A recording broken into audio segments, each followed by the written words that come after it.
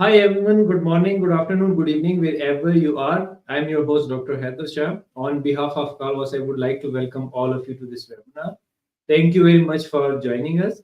Today we have another very interesting topic, and I'm really honored to welcome and introduce our distinguished guest speaker who is going to talk about questionnaire design and validation. Crafting effective questionnaire lies at the heart of reliable data collection. So today we will be exploring the essentials of questionnaire design and validation, where we will discuss into proven strategies and best practices to ensure accuracy, reliability, and actionable insights from our survey. So, how to do it rightly? It must be done through a proper knowledge and sound understanding.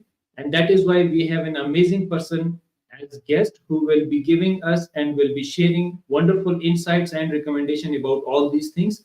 So stay tuned because an amazing stuff are coming ahead in this session. So before we start, I would like to thank Kavas for arranging such enlightenment sessions for their support and providing us such a wonderful platform.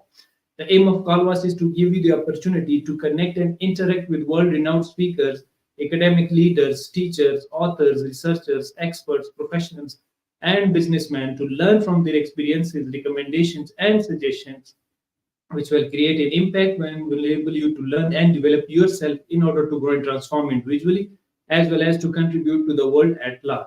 As our slogan is come, learn, and share knowledge. So today we have amazing person as guest.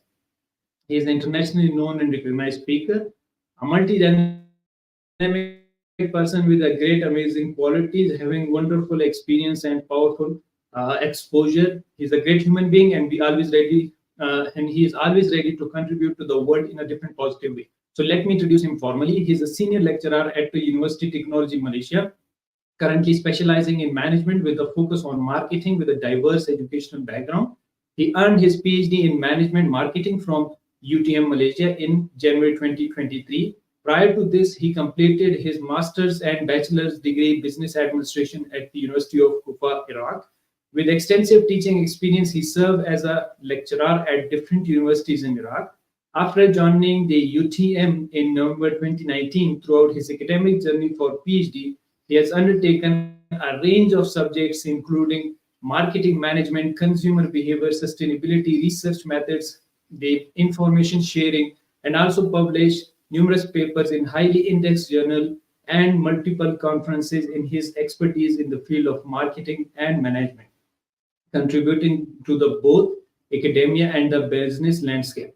Last but not the least, he's a wonderful speaker, author, teacher, researcher, trainer, and above everything, a great human being. So please help me in welcoming our guest, Dr. Alhamzah Abbas. Welcome to the Calvas platform, and thank you very much for joining us. Assalamu alaikum wa barakatuh. Good evening, good morning, wherever you are. So, first of all, I would like to thank Dr. Haider Shah for this opportunity to start talking about one of the most important things in research.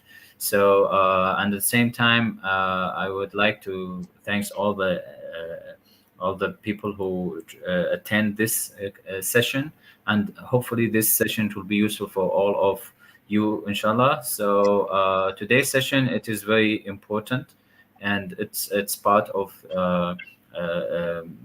research related with the questionnaire designing and validation, and especially because we are in the social science, probably we need to be delve inside and understand deeply this the important part in which is called methodology, because it's considered one of the methodologies part. Yes. Yeah. Thank you very much, Dr. Hamza, for accepting our invitation. And a gentle reminder to the audience that Dr. Hamza will be presenting, and he would leave time for question and answer session at the end of the session. You can write in comment section the question, or you can email us at info@creativeconverse.com. So over to you, Dr. Hamza. Thank you. Thank you very much, Doctor. Thank you. So first of all, today session, I would like to talk about the designing and validation of a questionnaire. Most of the master and PhD students, especially in social science, they face a little of difficulties regarding this perspective, which is methodology. So we need to spread the knowledge and give some points and some bullets that could help them to understand how they can design their questionnaire. As you know, that's and when you start do a research in management or any in social science in general, probably you need to start to do a literature review. So after you doing the first of all, so you need to do chapter one, which is to present your problem, your research question, and your research objectives. Then you move to the literature review, and after the literature review, the methodology part, which is considered very fundamental and crucial part regarding the sampling. So from my perspective and from my experience, because I worked as my specialization is quantitative studies. So a questionnaire, it's considered a very important part in this type of methodologies, which is quantitative. So we need to like collect the questionnaire from the audience or the respondents. And regarding this, we need to reflect that after we analyze the data, of course, reflect on our research question and objectives. So first of all, I would like to give you a general overview. So first, we need to understand that a designing questionnaire which is worthwhile and easy to interpret and generalize is art, is required and very careful planning needed. And the useful of questionnaire lies in quantifying the findings of initial exploratory phase. So as I mentioned, that questionnaire provide us objectives mean to collect information about people's like belief, knowledge, attitudes, and behavior. So this type of sample we will come also and to discuss in details. So the question in general, the question should be also very simple, very not ambiguous. So question can be easy to understand and absorbed from the audience. Because if it wasn't understandable, you will get false data, and we get false data, it will affect definitely on your results later. All right. So, so we need first of thing we need to understand. We need to differentiate. There are two main parts in when we're using a questionnaire. When we're trying to distribute or using questionnaire, there is a population. We need to understand what is population and what is sampling, because population and sampling they are match and they are interlap together in a questionnaire when we design a questionnaire. So some people or some students, they face some difficulties to differentiate between the two. So first, we need to understand the difference, as I mentioned. So the population, it's considered the entire group that you want to draw and conclude accordingly. But but one of the difficulties that it takes efforts, it takes time, it's also cost a lot of money regarding if you want to take the whole population. So it's impossible. So this is will drag you conclusion at the end. So that's why we need a sample. We need to take part of that population.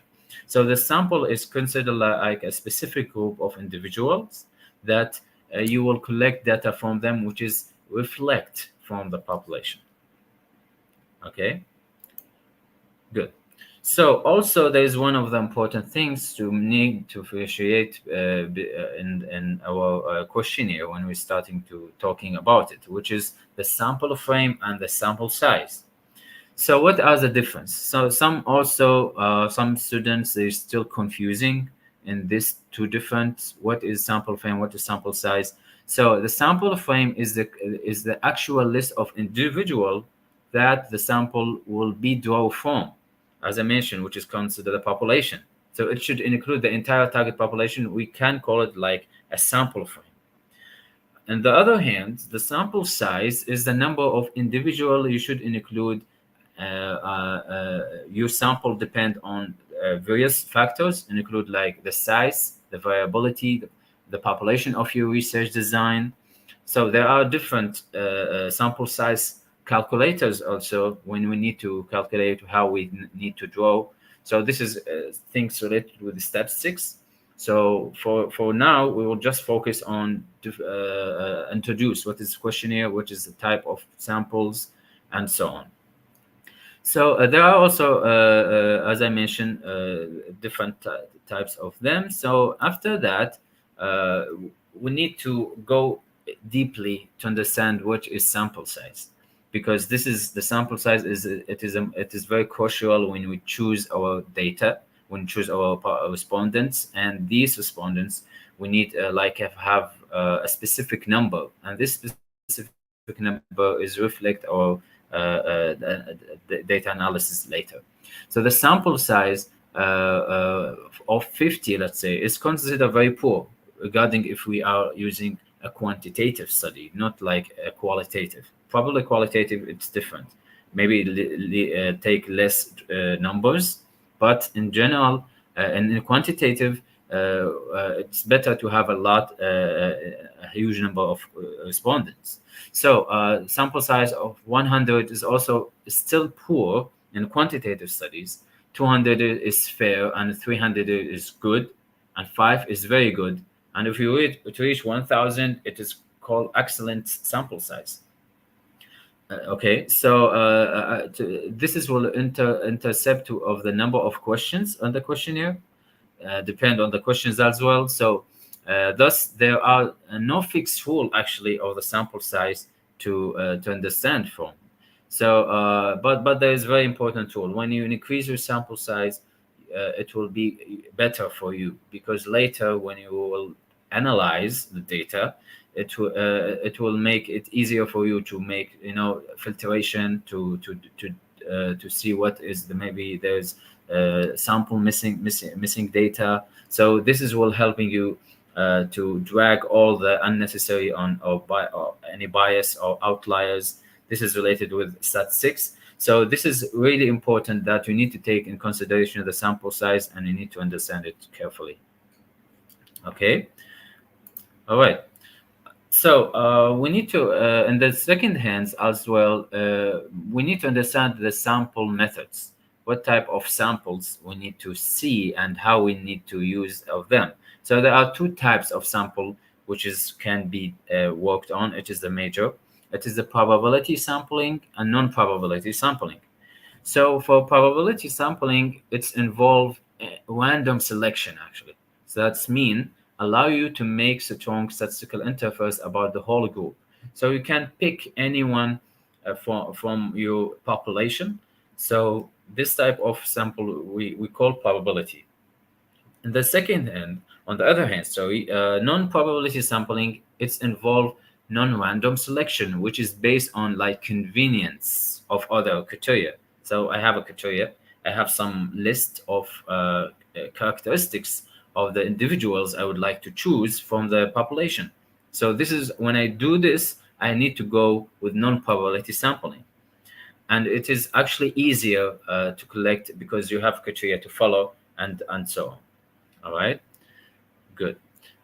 Also, when I discuss right now about the two sample method, which is non-probability and probability sampling, there are also for non-probability sampling there are beneath there is a different type of sample. For example, there is convenience sample, as I mentioned. There is purposive sample.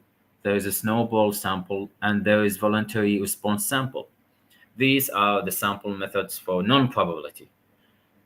From other side, the probability sampling method, as I mentioned, most important one is the random sampling, sample random, and also it can be a systematic sample and a stratified sample, and finally cluster sample.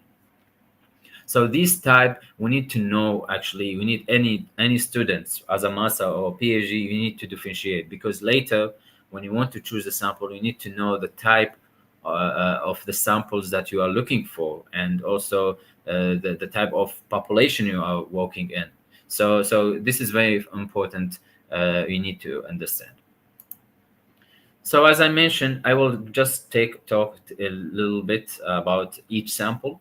So as I mentioned that random sampling, which is under probability sampling, is used a wider homogeneous population. So that's the person we pick. It has equal chance to be selected. That means everyone in the sample are equally have a chance to be picked or selected. All right. From the other hand, systematic sampling is still random, but I need to arrange or kind of specify the sample in a way that make it for in a numbers. So in like using a regular interval. For example, I would like to collect data from year one to year two, for example. So in year one, it's a random sampling. In year two, and it's random sampling. Or on a monthly basis, on a weekly basis, it depends on your study time. All right, on your goals. So for that way, we call a systematic because we're using a systematic or regulator way to collect the data. For a specified sample is involved dividing the population into subpopulation. Okay, so that means it may differ in important ways. It always you need to draw more precise conclusion by ensuring that every subgroup is probably represent the sample. So specify that means we split the population in two parts and we try to test it individually. All right. And this cluster sampling, the final one under probability sample, is involve dividing the population into also still subgroup, but each subgroup should have similar characteristics on the whole sample. So there should not be any difference between any group. So that's why I call clusters. Okay. So instead of using sample individuals from each subgroup, you randomly select the entire subgroup according to that. Okay. And now, on the other hand, we the non-probability sampling method, which is, as I mentioned earlier, convenience sampling, voluntary, purposive, and snowball. For convenient, that's mean simple and includes the individual who happen to be most accessible to the researcher. That's mean for me, I have a criteria, and it will convenient for me to choose in my according to my criteria. Okay, so this means this is an easy and inexpensive way actually to gather initial data, but there are also consider no way to tell if the sample is representative of the population or not. Maybe this is a challenging, so this cannot produce generalizable results. This is you can say the disadvantage of this method or this sample. For voluntary, that's mean voluntary sample is mainly based on easy to access. And instead, for the researcher, he choose a participant and directly contact them. So people volunteer themselves. They volunteer to participate in a survey, which could be online or could be on paper. But most of the questionnaires in the meantime, it could be conducted online because it's easier and is a viral. It's spread so fast among the population. And then also we have the purposive sample. So this type of sample is known as judgment sample as well. So it's involved that the researcher use their expertise to select the sample. So it depends on the researcher himself because it's purposive. I'm purposely choose this sample. I purposely choose these individuals for my own, according to my experience and according to the characters I have. So it's most useful for the purpose of for the research, and it's often used in probably also used in qualitative because the sample frame is small. So when you make like interviews, when you try to make a call for to make to pick you individuals or to pick your sample, they probably using like a purpose of sampling. So finally, we have now the snowball sample. So for according to the snowball sample, if the population, it's very hard to access and you need to help for others. So I can call this like word of mouth sampling because I'm from marketing background. It could be same like this name because snowball, how it works, snowball sampling can be used to recruit participants via other participants. So that's mean the number of people you have to access to this snowball as you get to contact with them in more. So that's, for example, I have two-person. I give the first person the questionnaire to answer, and I ask him to pass it to others. Let's say for two more persons, and these two more persons, it will spread for four more others. So in this, which is called like a viral, like a viral or like a word of mouth way to collect the data. So that's why I call snowball, because it starts with small and then getting bigger, bigger, bigger. Right, like the snowball when fall down from the cliff, it starts small and after that getting bigger. So that's why it's called snowball sampling. Okay, so this is the types and of samples, which are according to the method. We say that there's probability sampling and there is non-probability sampling. All right, great. Okay, so also we need to understand there is a different type of questions in the questionnaire. We need to understand. So, for example, there is open-ended and there is a close-ended. So, what is the difference? So, for the open-ended, which is that's mean there is a question and allow participant to answer according to their knowledge. They don't have a specific answers. They don't have to pick one or two. That's why it's called open-ended. So the respondents answer, maybe it's difficult to analyze it later, because this is most of them. It's under qualitative studies, not quantitative.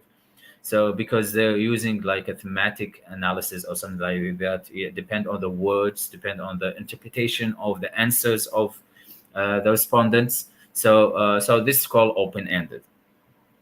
For quantitative, which is our studies, we call close-ended. That's mean we put the respondent in between two brackets. We don't we just let him pick part of the answers, like yes or no, for example, yes or no. So also at the same time, maybe it not need a lot of thinking actually. So not like open-ended. You need to like read the questions and answer accordingly. So this is kind of subjected to a tick close-ended questionnaire, as I mentioned, but yes, by using yes or no. At the same time, also Liggett scale that is very popular in a questionnaire, which is from 1 to 5 or 1 to 7. This kind of answers, and this called also type of close-ended questioning. All right, great, good. So after we talk about the question types, now we need to go to understand when we design and developed of questionnaire. So because the questionnaire actually designing and developing, it's a very let's say hard process for master or PhD maybe, because I believe that if you don't have prior knowledge regarding this will be difficult for you to understand how are the steps to follow. So I can give you just a general steps that it could be worked as well when you're trying to design the questionnaire. So first of all, as you know, imagine an ideal solution or identifying problems. As I mentioned, you have a problem. Why you do research? There is a problem, and you need to find a solution for the problem. So this is what is represent. So the problem, it can be turned to be questions and turned to be objectives to achieve the objectives which is trying to avoid or trying to overcome on this problem. So this is what when we do in a question in chapter 1 actually. So this is the first step. So after you identify and determine the issue, there are constructs, because in a questionnaire, especially in quantitative studies, we're using most of our studies, we're using modelings. So there are models and constructs, and we try to test the relationship or the effects of each construct on another. So this is very important, because how we try to test these variables. These variables cannot be tested by using any tool, because the tool we have only here is a questionnaire, because you cannot test, it is not tangible, that, like, for example, satisfaction or training. This is intangible. You cannot measure it easily. So how you measure it? You measure it by using a questionnaire.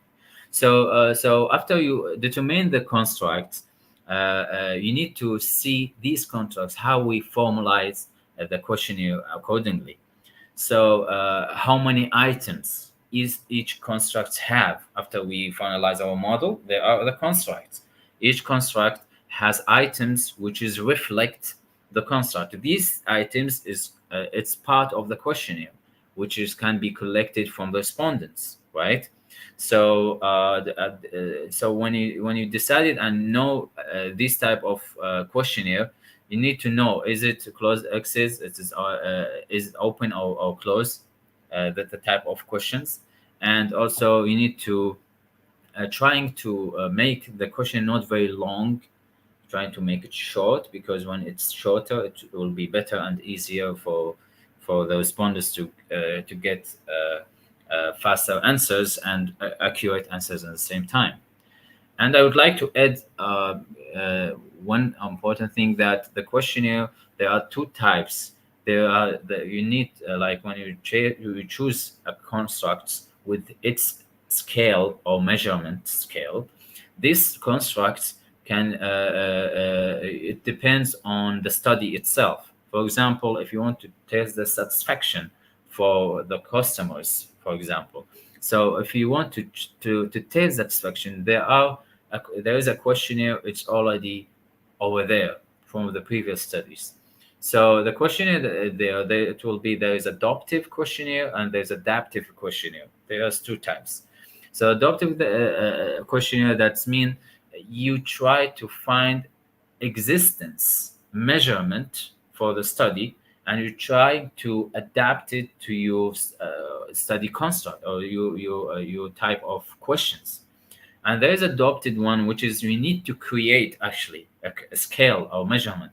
For example, you add some construct that has not been tested before. For example, if you want to test the effect of satisfaction, as I mentioned, customer satisfaction, and there is, let's say, for example, customer well-being, just for example. So let's say well-being, there is no a questionnaire for that. There is no measurement ready has been tested for that construct, which is, let's say, it's a new construct you already created by yourself from your studies and from according to your conclusions and so on, and from your reading for the literature.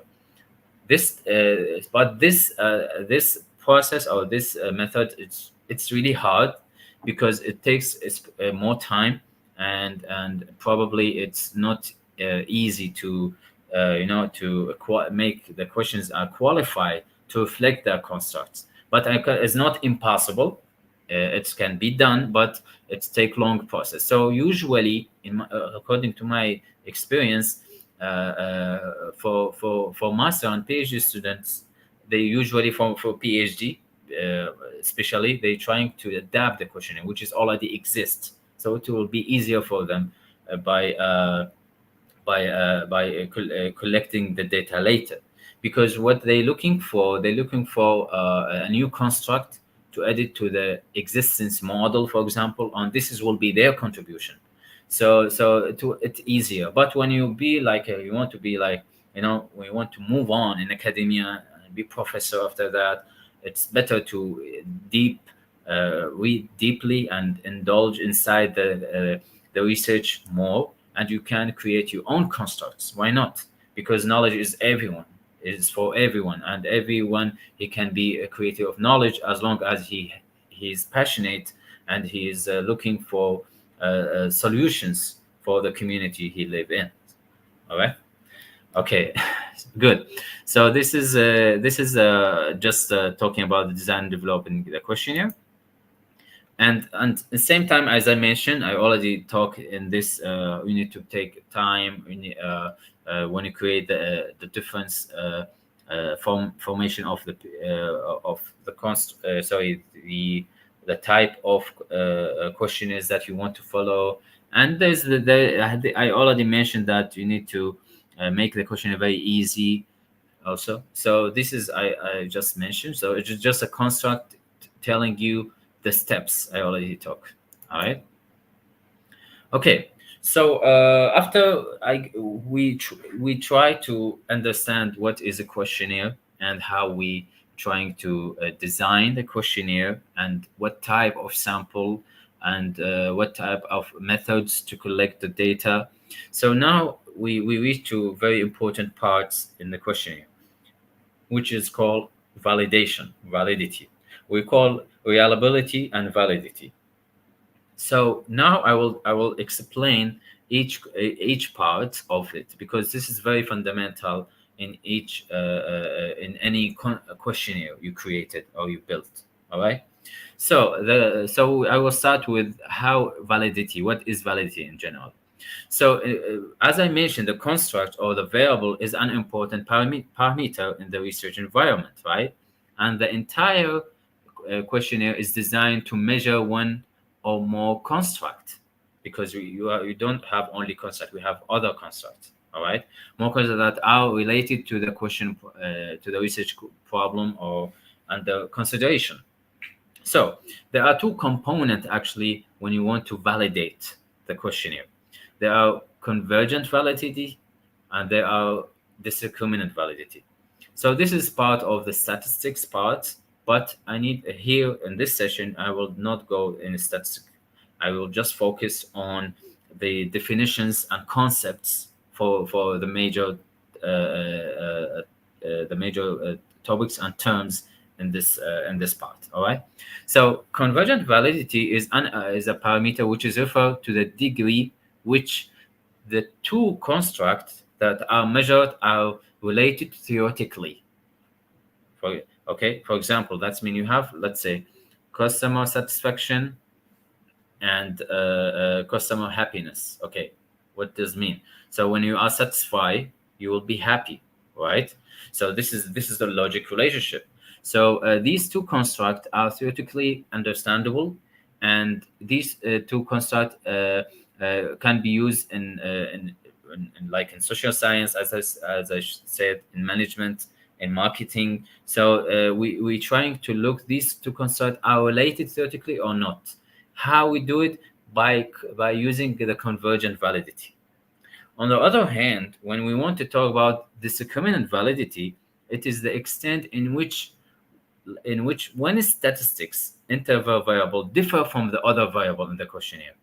Because one variable to another, it should be different between them. There should be discrimination, because there should not be like because discriminant validity is also, like as I said, can be called divergent validity, which is referred to the variable in which has more variance than measurement error or unmeasurement external influence or other construct within the conceptual framework that we have. So we need to see any different, any variance between the construct. So that's why we need to use the discriminant validity. Okay, good. So now also validation of the questionnaire, it can be different types. So they are like face validation, content validation, construct validation, and criterion validation. Okay, so for us, most of validation tests we in quantitative studies, we're using with construct validation. We're using the constructs because we have models. Okay, so as I mentioned, the earlier one, which is validity differentiated dimension, which is apparent validity, content validity, construct validity, and face validity, as I mentioned. So each one, for example, apparent validity is a question is generated in consultation with options of experts, we call apparent validity. For the content, the question should involve most dimension of the concept and the study. And for construct validity, it evaluate the degree in which instruments affect the concept of the measure, which is the most popular that I specialist in. All right. So face validity is also should be judged by subjective assessment and relevant to questionnaire to the participant. So most of them here, face validity, probably it's more in like it could be in qualitative studies, but for us in construct validity, it's considered our domain, which is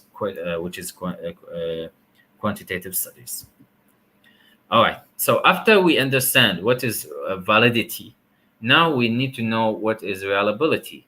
So reliability, it represents the internal consistency of measuring the internal correlation within the same items in the questionnaire, the same items or the same construct, and hence it should be consistent in the measurement of intended construct.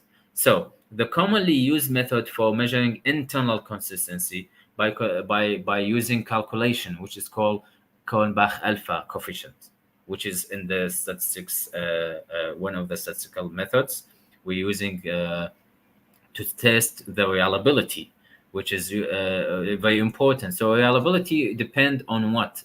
On each construct. Let's say, for example, the customer satisfaction has, let's say, 5 items. Okay, so these 5 items we need to see, are there consistence between each others or not in the same construct, not in the different relationship with other construct, no, in the same construct. So this way we're using alpha Cohenbach coefficient. So alpha Cohenbach coefficient, usually the rule of thumb they're using is 0.7. So below that, it will be a problem. That means there is no consistency in the items. So above 7, it will be considered okay, 8 or 9. All right, good. So when determining the reliability of the questionnaire, as I mentioned, the consistency is very important. So we need to follow some points. So reliability concerns the questionnaire-based survey measurement to provide stable and consistent results. So reliability concern also repeatability of the results obtained from the systematic survey. So that means the scale or test is said to be reliable if the same result is obtained to repeated measurement under the same condition. That's mean if I take customer satisfaction, okay, I tested in the study, okay, and I also try to test it again in different condition, okay, or under the same condition but different time. It gives me the same results. This is called consistency. So that the consistency. So this repeatability, the possibility for reproducing or repeatability, it's called reliability. Okay.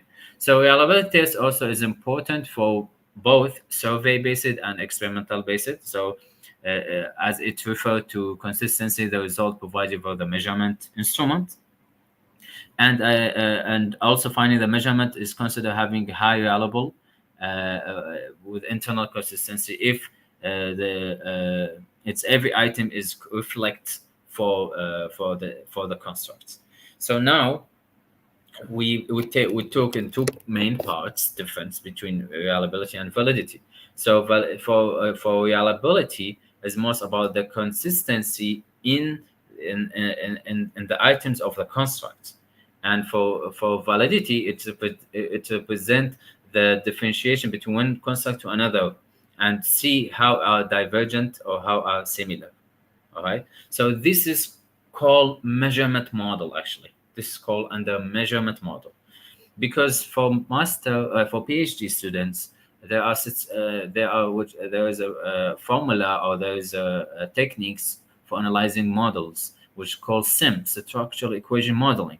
So this equation, this formula, this techniques can be used and can be divided in 2 parts: the measurement model and structural model.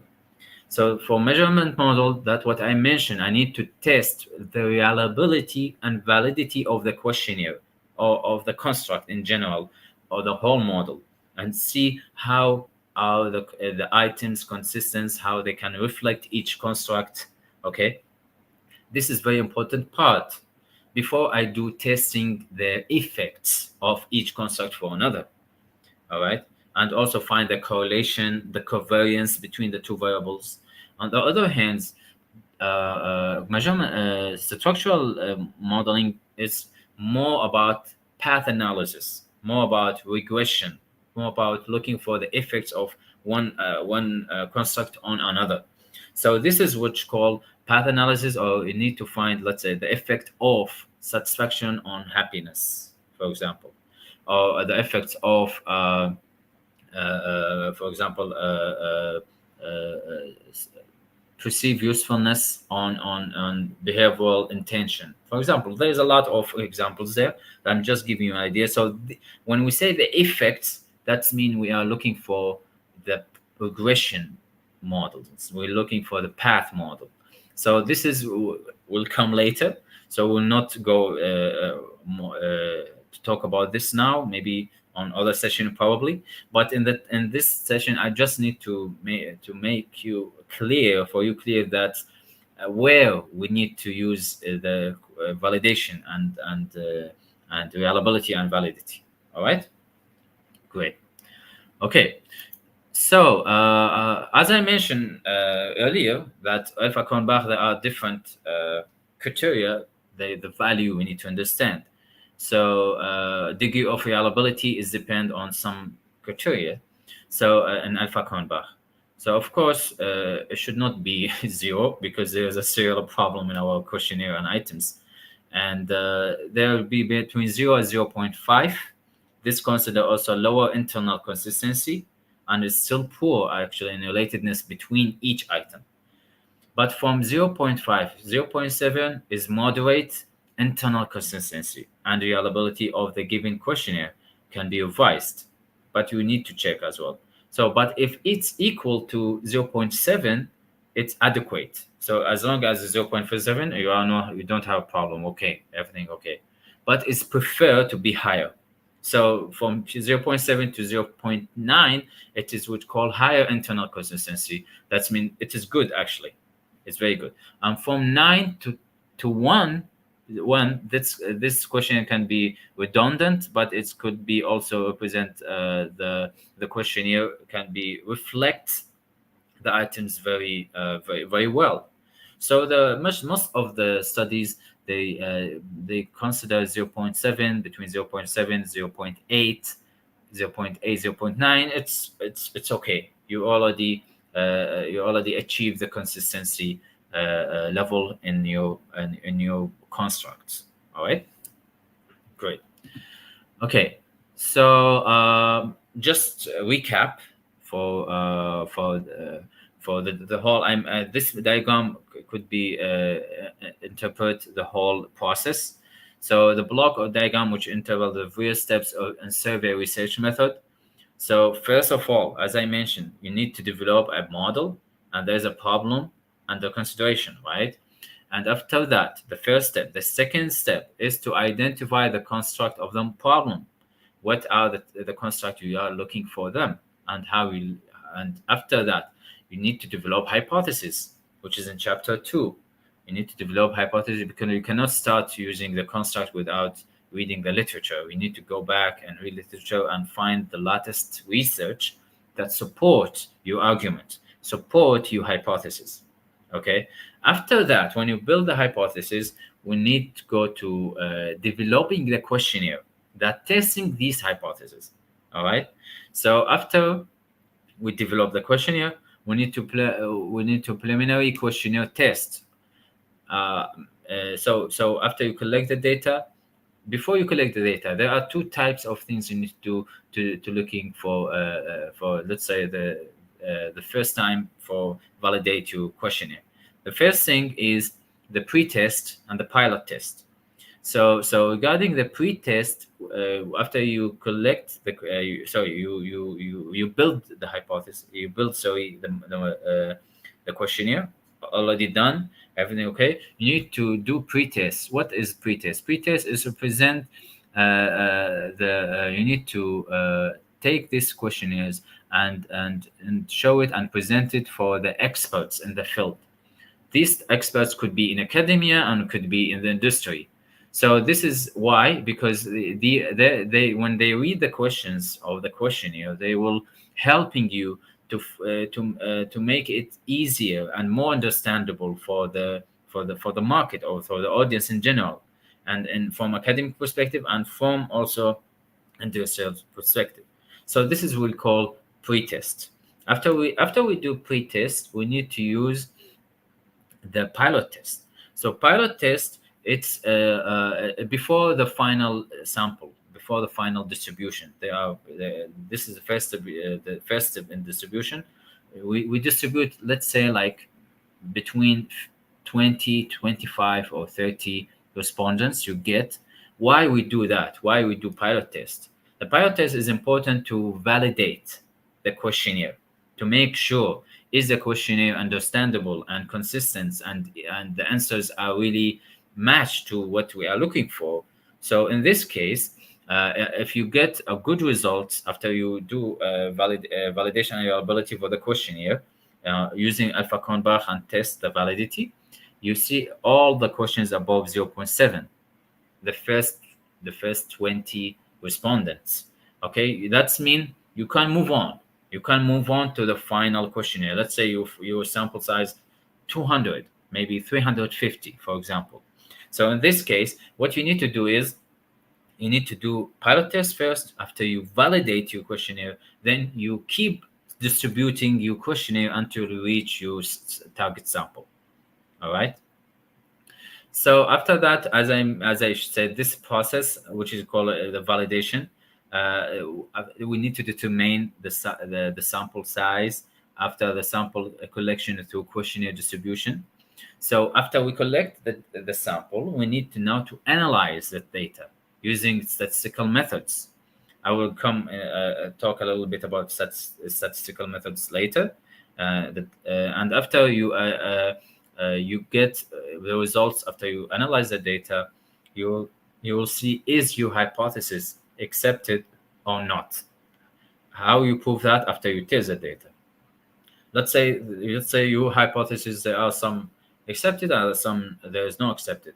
So the final step, which is you need to what? You need to conclude, or you need to justify your results, which is called in chapter 5 and the thesis. All right, especially in the thesis for PhD student. Chapter 4 it's for data analysis, and chapter 5 for conclusion. All right, so this is very important final step, because you need to also prove your results by depending on other studies and make a comparison. Let's say first hypothesis was positive. Okay, why it was positive, and is there any literature review also gets the same results? We need to mention in the chapter 5 as well. All right, great.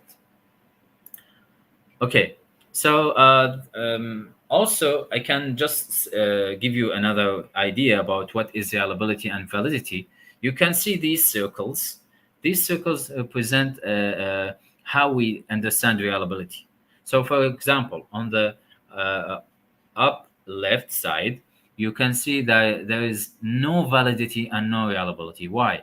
Because you see the dots. The dots are distributed in very chaotic way. You know, it's not distributed in a focused way. So are unfocused. This is not good. This is not reliable and not valid. All right. On the second hand, on the right hand, you can see the reliable. The dots are all together, but it is reliable, but they are not valid. You can see that the research method do not hit the heart of the research aim, because what is the research aim is. So, but it's a repeated attempt to get almost the same, but maybe we'll get wrong results. Okay, so reliability is not enough without validity. The same thing below on the left, you see that they are fairly validated but not reliable. It's almost in the heart, but are distributing in not a good way. So, and not focusing on your aim of your studies. All right. And finally, below on the right here, this one, which is called valid. This is This is the what we are looking for. Okay, we're looking for validation and reliability. So you can see that in the circle, all the dots are in the middle of the circle, and also are all combined together and all close together. That's mean it's reliable. This research method, it's mean hit the heart of the questions and the aim of the study, and you already try to get similar results from the previous studies because your ideas and your questions are very clear, and it's match with your research question. Your results should be matched with your research question. This is very important. It should be like a sequence and related all together. Okay. And finally, there are some statistical softwares to using for validation, for validity and reliability. And most important one is SPSS. I believe SPSS it's the most popular, and it's a comprehension, we can say. There are other softwares you can use like Max Data, like SATA, like SSA, like Wizard Mac. There are many, but for me personally, I use SPSS, and it's really helpful. And it's you need just to read about it, and maybe you can prepare another session regarding how using SPSS, inshallah. So these software are very important to look using for validation. Okay. And also, there are some references if you want to read more for questionnaire designing.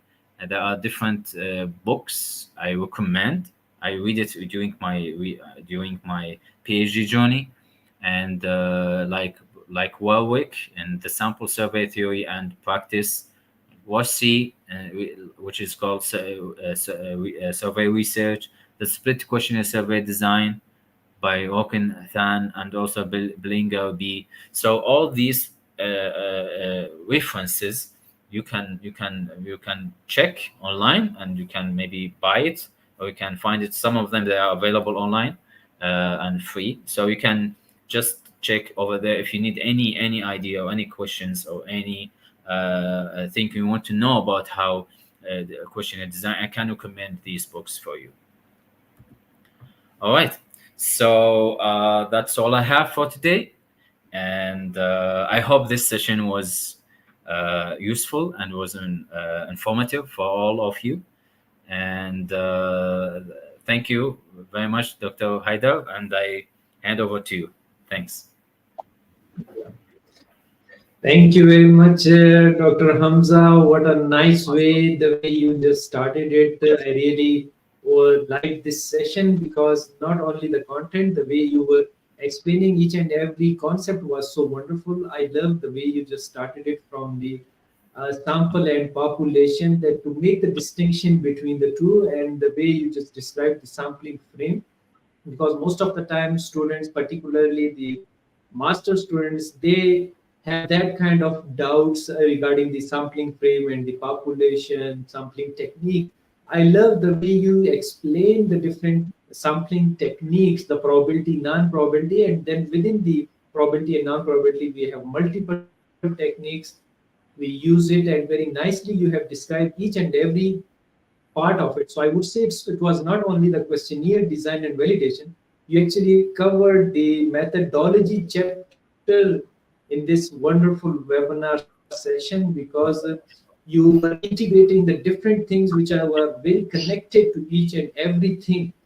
And I love the way you just started it from the validity, that what kind of validity we have, the conversion, discriminant, the face validity, content validity, and you were explaining each and everything was coming out of your heart, and you wanted to share everything with our audience from around the globe, that what is really validity, and how can we ensure the proper validation. Because I love your statement that if your data is not reflecting what you are trying to investigate and solve the problem, so definitely that research would not be useful.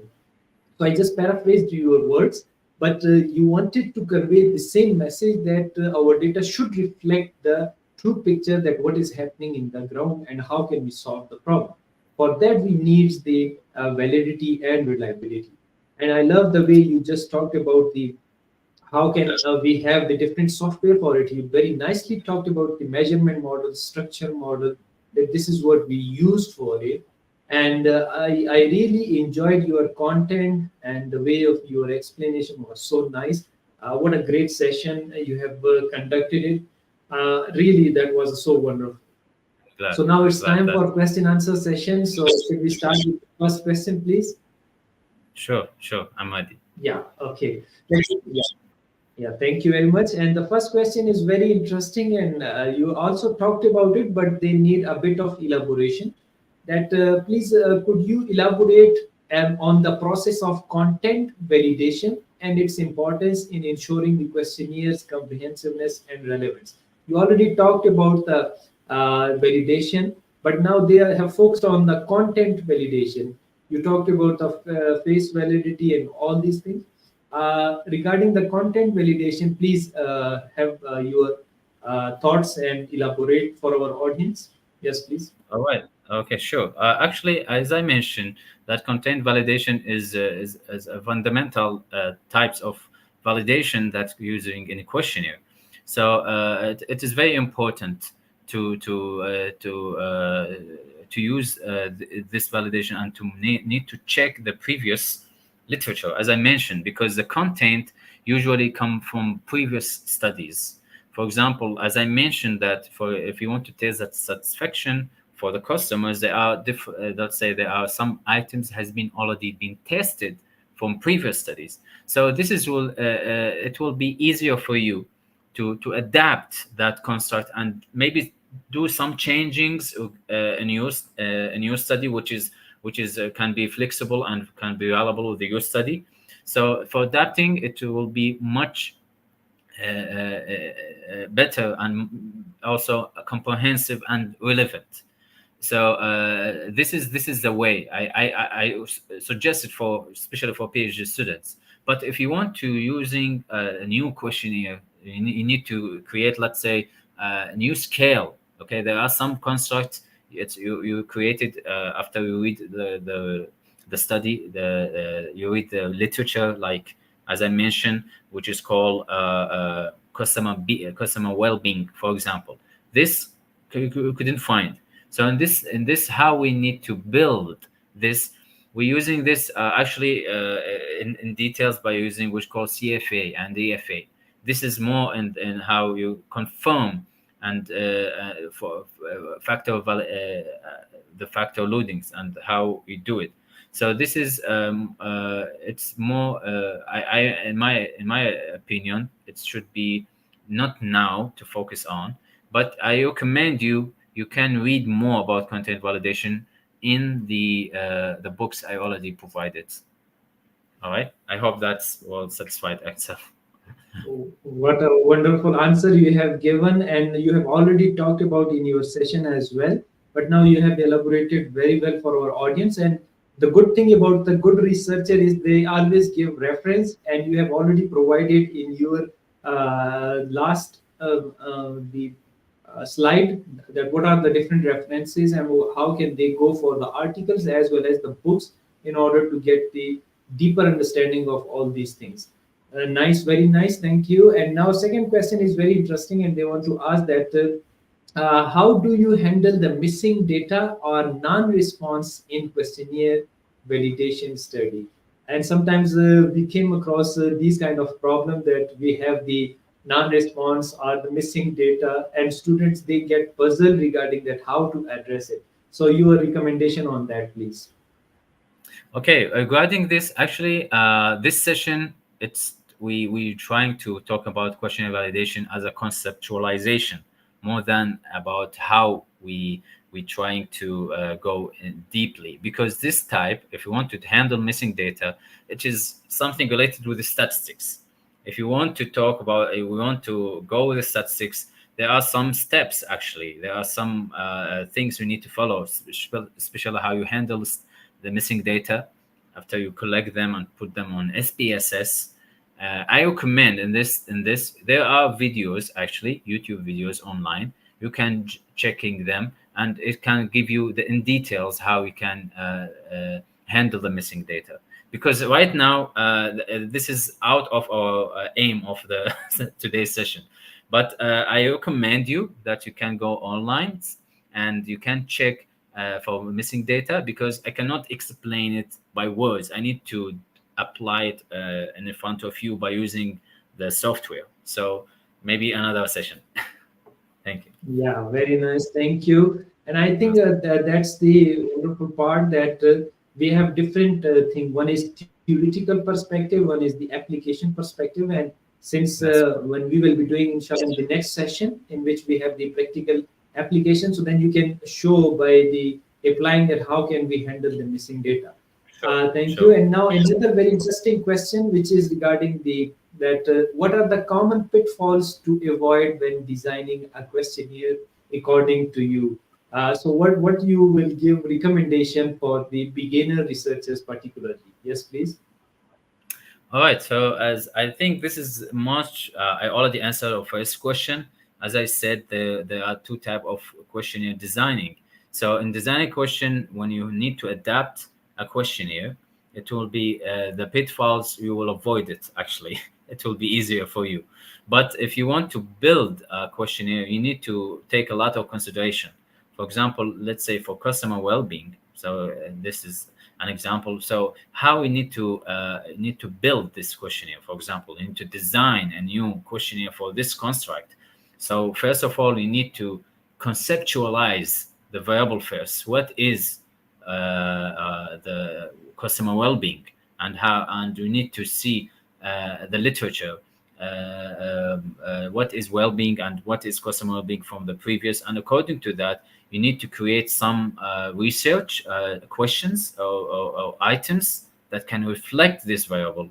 But this is really make you put you a lot of troubles.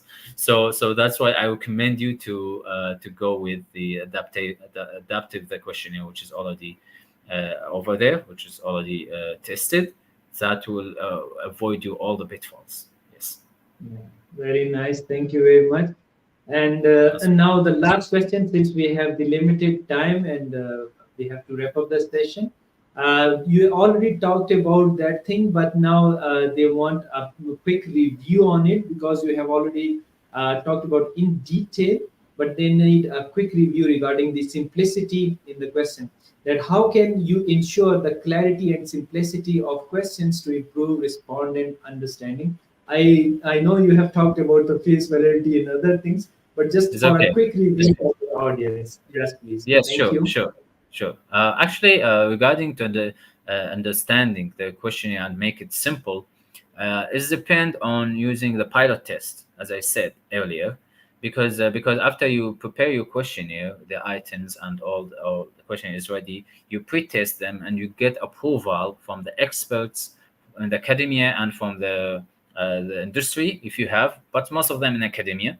Let's say they give you the approval. You need now to make sure, is it understandable, it is simple, it is simplified enough.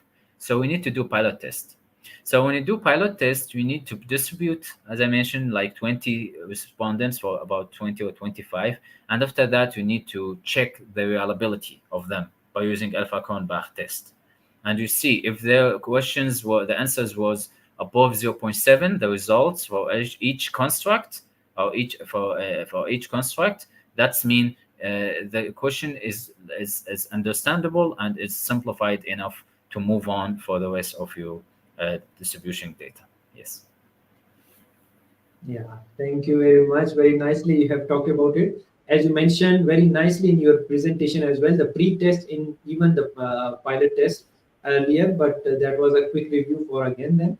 And there were so many questions at the beginning we received already for your session that please include these kind of questions. But your presentation was so great, the content was so nice that it included so many things because the what is the criteria, what is the components of the questionnaire we need to consider, or what is pre-test, pilot test, and all these kind of stuff. And since you are the expert, you had already incorporated these kind of things in the slides. So that's why we did not touch that question because we have already addressed that thing. So really wonderful session with you. What a great content you have shared with our audience from around the globe. Dr. Hamza, we ask at the end of the session each guest regarding their message to the world. So, what is your message to the world as a speaker, author, teacher, researcher, trainer, learner, and educator? Yes, please. Okay. First of all, I'm very happy and glad that this session was interesting and was useful and informative. And thank you also, Dr. Haider, for this opportunity. And actually, my message, I can say, or my I believe that knowledge is for everyone. All right. So it's not for someone on another. It's knowledge is for everyone. And if you want to keep do what you do, so love what you do, so be passionate about it in any field in life. For me, I passionate to be like to be a researcher, to be a knowledge creator. So that's why I keep moving. And I recommend for anyone, try to love what you do, and be patient, and also sustain, and try to keep dreaming and to achieve your goals. Yes. Wow. Wonderful messages you have given to the world, because I believe that's the word thing that we should be passionate about our career and our That's good. professional life particularly. And very nicely you have talked about that, enjoy and love what you do, because when you love what you do, it is not called a job, it is what it is, it becomes the passion, and you contribute and you excel in that field, because and this is what we see, that you are growing in a fast rapid pace, and you are doing wonderful because you are passionate about your job, and the way you are working hard is actually you love your job. So please keep it up, and thank you very much. And to the Thank you. audience, that please do follow our distinguished guest speaker through his research work, and you can email him for future learning and guidance. He is very generous and always ready to help the people. Moreover, wonderful explanation and powerful content which the great speaker has already elaborated will help you to learn and develop your understanding regarding the questionnaire and its validation. So that's all we have time for today. Thank you once again, Dr. Alhamza Abbas, Most welcome. for your Most welcome. precious time. It It was was a my great pleasure. It session. was my pleasure. Thank you for your time, and thank you for the audience, for the attendance, and for this wonderful invitation. Thank you. Thank you I so hope I much. hope And we can I hope we can arrange in the future, inshallah, more workshops and more sessions regarding different topics in research, because I'm ready to collaborate, inshallah. Thank you. yeah, definitely. Thank you very much. You are a wonderful scholar and wonderful Thank you. Yeah. expert in the field. So definitely we will be taking advantage of your expertise. And this is our aim, to educate the people and to share the knowledge from across the globe. We want this planet to be a great place, and this can be done through sharing our knowledge and to empower other with the knowledge. So thank you for being with us in this noble cause, My and thank you all for your support and liking our sessions. Stay tuned as many sessions are on the way. Please do not miss any session. Until next session, take care of yourself. Bye bye.